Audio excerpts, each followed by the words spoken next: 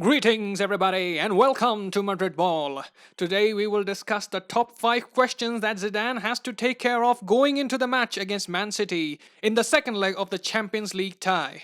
Today I will be providing you another video in which we will be discussing the matchday lineup, assess the equations involved in that match, so stay tuned to my channel as we continue the build-up for the match against Man City. Now coming back to the topic, first question will be, should Zidane go all out in attack? Now that looks like something that we have to do from the get-go, but would it be wise bombarding all the men forward to get goals from the early stages of the game? Attacking all out is understandable considering that we are behind in the tie, but City have some lethal attacking players and creative midfielders as well, so if we do concede even a single goal in the first half, Real Madrid will have a mountain to climb in the second, and that might be a very precarious situation for us Real Madrid fans. But here, the counter argument can also be made in going all out in attack. If we get the first goal here in the match, the momentum will be in our favour, and that will certainly let the nerves kick in for Man City players.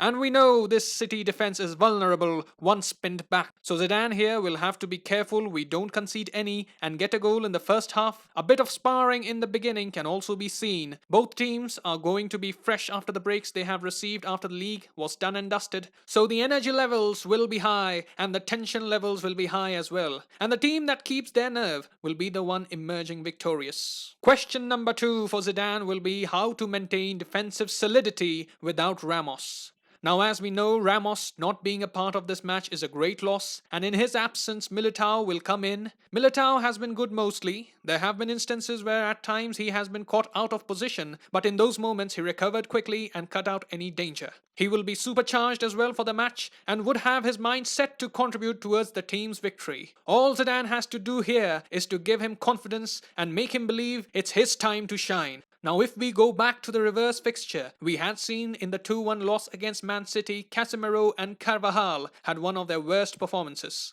Casemiro had a passing accuracy of 76% in that game. The first half he was alright, but in the second half he was catastrophic. He was wasteful with his passing, his mistakes led to City having 3 clear-cut chances as well. He was way off his standards and he didn't at all cope up with the pressure that City players applied. It was an off day for Casemiro, something that we didn't expect from him. But we also know how Casemiro adds to our defensive solidity, cutting out chances, breaking plays, showing up in the right places at the right time. So in this match against Man City, we will be requiring Casemiro in top form in order to ensure we don't concede any. Carvajal was also the culprit of the first goal that City scored. He had made a rash challenge which led to the penalty being awarded to Man City, which ultimately was converted by the midfield maestro Kevin De Bruyne.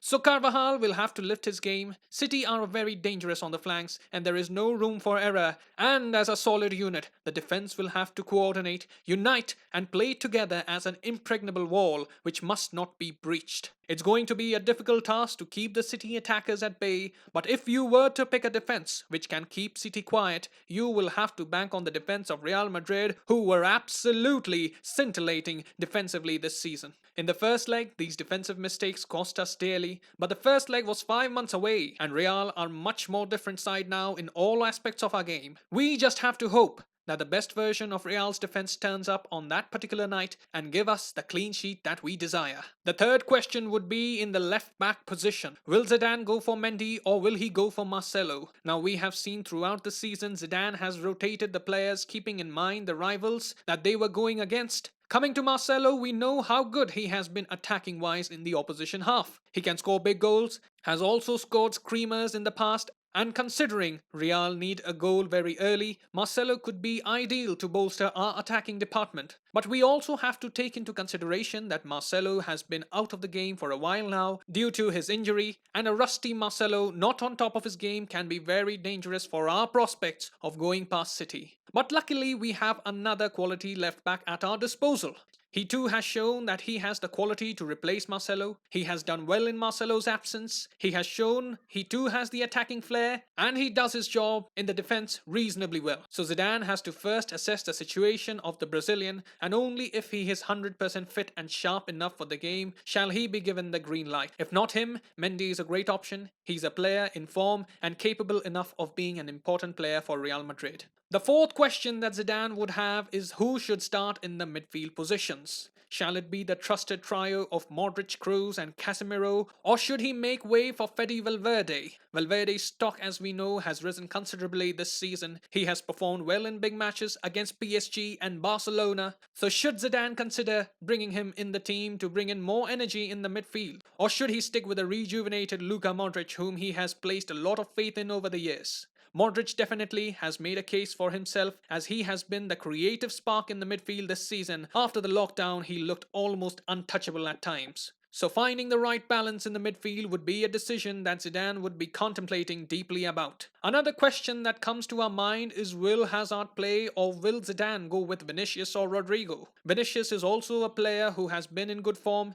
He has electrifying pace, and it's a scary sight for defenders when they see Vinicius charging towards them. He also has shown that he can contribute defensively, and hence he won't be a bad option. Rodrigo may also fancy his chances, as he too has looked good on the wings, and we all remember Rodrigo's hat-trick on one of these Champions League nights. But if Hazard is absolutely fit, has no issue with his fitness, he has to play. We bring in such high-profile players for these nights and these matches. We know what Hazard is capable of. He can score, and lately he even claimed himself to be a man who likes to create chances and assist his teammates. So those are the few questions Zidane has to answer. Last but not the least, the question of what will be the starting lineup. We will discuss the lineup that Zidane can go with in the next video that I will be providing to you in a matter of hours. We will try and predict, decode how the lineup may look like for the all-important match. So join me there as well later tonight, and let me know what are your answers to the question that I have raised in the comment section below. Who do you think should play on the wings? Who do you think should start in the midfield and the left back area?